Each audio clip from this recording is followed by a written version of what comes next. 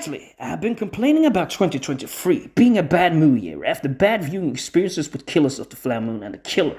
But of course, I knew that my impression might change after watching Oppenheimer, and such is the case. Of course, I may have watched it earlier, but yesterday evening it was well worth the wait, because although it is long, about 3 hours compared with Killers of the Flower Moon, it hails so much more quality, right from the cast to the tension in the movie, and the movie does not feel long at all.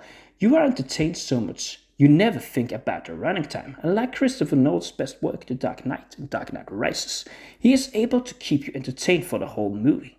While everyone in the cast does a fine acting job all the way down from Emily Blunt to Matt Damon, there are two actors I will especially give a hand out to in this one, because the role Cillian Murphy does as Robert Oppenheimer is simply magical, and he lives so extremely into the role. You might know him from Peaky Blinders as Thomas Shelby, but I think this is his best role ever in the movie, because the way he acts as a scientist and talks about building this bomb and the different mathematics and formula for building the atomic bomb, it is simply an act of brilliance. That can also be said about the devious role Robert Downey Jr. does as this character Strauss, determined to put a dagger into Oppenheimer's back and completely discredit him as a scientist. He manages to act so devilish and with the right kind of arrogance and backstabbing mentality needed for this role that it's simply a joy to watch.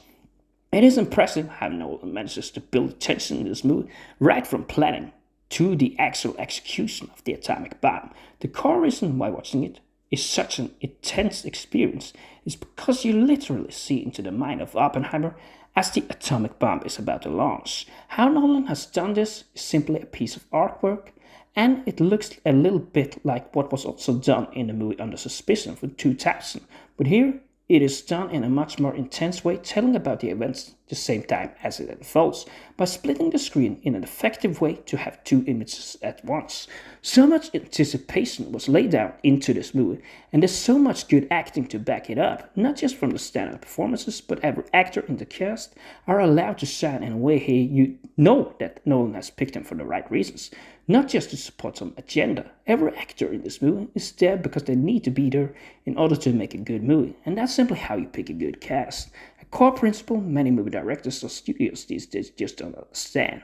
While what Nolan did in Tenet looked kind of messy compared to this one, where also the events were not properly explained, while the movie at the same time was complicated. This movie is by comparison very much straightforward, right to the point, and you go very much into the movie at a lot faster pacing, which also suits the description of this historic event.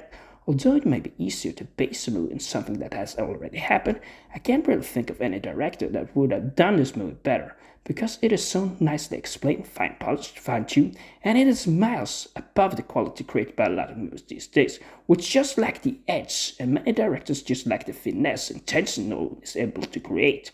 You gotta give a hand out to the tension music used in this one also, because not only do you create a dark mood, you manage to make it so much more exciting also. Take a look at Get Out or Nope, for example.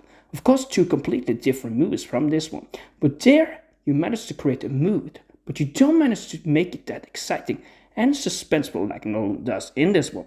Of course, Nolan has done other good movies earlier, but this movie has all the markings of what could be an Oscar winner. Some may of course prefer Killers of the Flower Moon because of the more deeper story, but this will also be a strong candidate. It is also delightful for me to say that in a year of many bad movie experiences, I finally get a movie that I enjoyed very much, and for me this one is a clear 8 out of 10.